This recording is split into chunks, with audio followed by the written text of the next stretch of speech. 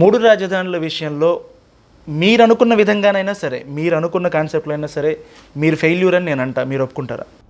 Failure అనే దానికంటే మేము చేస్తున్నటువంటి దానికి అడ్డంకులు సృష్టించారు. మేము చేయాలన్నటువంటి దానికి అడ్డంకులు సృష్టించారు. ఒక పక్క కోవిడ్ వల్ల కొంత ఇబ్బంది జరిగింది.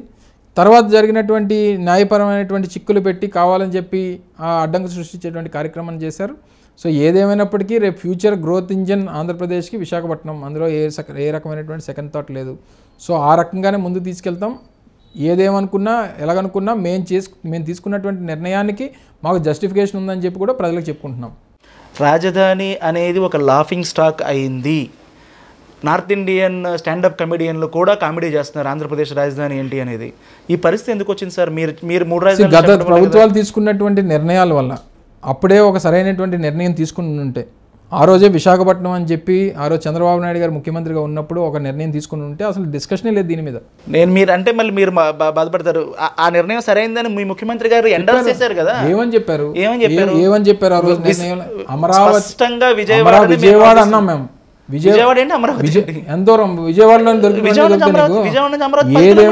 విను చెప్తాను విను. విజయవాడకి సంబంధించి విజయవాడకి గుంటూరుకు మధ్యలో మంగళగిరి ఉంది. మంగళగిరి నేషనల్ హైవే మీద కొన్ని వందల ఎకరాల ప్రభుత్వ భూములు ఉన్నాయి.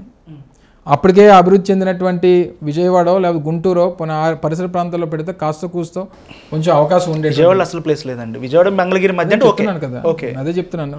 రేడియస్ కూడా అక్కడి నుంచి డిస్టెన్స్ కూడా చాలా తక్కువ. ఏదేమైనప్పటికీ ఇప్పటికి కూడా మేము నాట్ అగేన్స్ట్ అమరావతిని కూడా ఒక స్పెసిఫిక్గా గతంలో తీసుకున్నటువంటి నిర్ణయానికి ఆ ప్రాంత ప్రజలు నష్టం కలగకూడదు, దానికి కూడా మనం జస్టిఫై చేయాలనేటువంటి ఉద్దేశంతో ఆ స్టాండ్తో కూడా ఉన్నాం. కానీ విశాఖపట్నం అనేటువంటి దానికి ఎందుకు అంటున్నామంటే, విశాఖపట్నం సిటీని కానీ విశాఖపట్నం ఈ నగర పరిసర ప్రాంతాలు కానీ కొత్తగా అభివృద్ధి చేయాల్సినటువంటి పని లేదు. గతంలో అభివృద్ధి చెందినటువంటి ప్రాంతం. ఇటువంటి నగరానికి 9th రిచెస్ట్ సిటీగా కంట్రీలో ఉంది. పర్ క్యాపిటల్ ఇన్కంలో కూడా మనం ఫార్ అహెడ్ మిగిలినటువంటి రాష్ట్రాలతో ఉన్నటువంటి నగరం ఇది. సో వీటన్నిటితో కంపేర్ చేస్తే విశాఖపట్నానికి మంచి స్కోప్ ఉంటుంది. దీన్ని మనం ఇంటర్నేషనల్ లెవెల్లో మనం ఫోకస్ చేసుకోవచ్చు. పోర్ట్ సిటీగా ఉంది, మంచి భవిష్యత్తు ఉంటుంది అనేటువంటి ఉద్దేశంతో ఏ ఒక్కరు గతంలో శివరామకృష్ణ కమిటీ కూడా అదే చెప్పింది. సో ఇవన్నీ జరిగినటువంటి క్రమంలో ఇప్పుడు మేమేమి అమరావతి కాదంటలేదే, లెజిస్లేటివ్ క్యాపిటల్గా నడుస్తుంది. విషయంలో కూడా మాట చెప్పారు. మొదట 3 రాజధానులు అన్నారు. మొన్నటిదాకా వైజాగ్ ఎగ్జిక్యూటివ్ క్యాపిటల్ అనేవాళ్ళు, ఇప్పుడు ఎగ్జిక్యూటివ్ అనే పదం ఎగిరిపోయింది. ఓన్లీ క్యాపిటల్ అని ముఖ్యమంత్రి గారు చెప్తున్నారు, మీరు చెప్తున్నారు. క్యాపిటల్ అని చెప్పట్లా, judicial capital Kurnool, legislative capital Amaravati, Visakhapatnam executive capital అనేటువంటి మా స్టాండ్. ఇప్పుడు కూడా అదే చెప్తున్నాం కదా, మా స్టాండ్ చెప్తున్నా. ఈ మధ్య కాలంలో ఓన్లీ క్యాపిటల్ అమరావతి అని చెప్తున్నారు. క్యాపిటల్ అని స్పెసిఫిక్గా ఏమీ చెప్పలేదు. మేము అడ్మినిస్ట్రేషన్ విశాఖపట్నం జరుగుతుందని చెప్పుకున్నారు జగన్మోహన్ రెడ్డి గారు. అసలు ఏం జరిగిందో అమరావతిలకు అర్థం కావట్లేదు, ఏం జరుగుద్దో రాయలసీమ వాళ్ళకి అర్థం కావట్లేదు, ఏం జరగబోతుందో వైజాగ్ వాళ్ళకి అర్థం కావట్లేదు.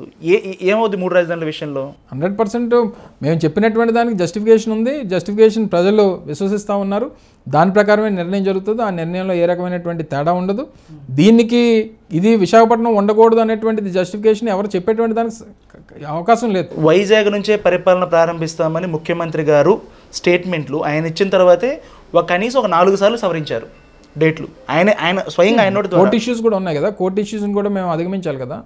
సో కోర్టు ఇష్యూస్ని అధిగమించాల్సినటువంటి అవసరం ఉంది. కొన్ని రీసెంట్ టైమ్స్లో ఆ డేట్ ఇచ్చేవారు, మళ్ళీ దాన్ని పోస్ట్పోన్ చేసేవారు.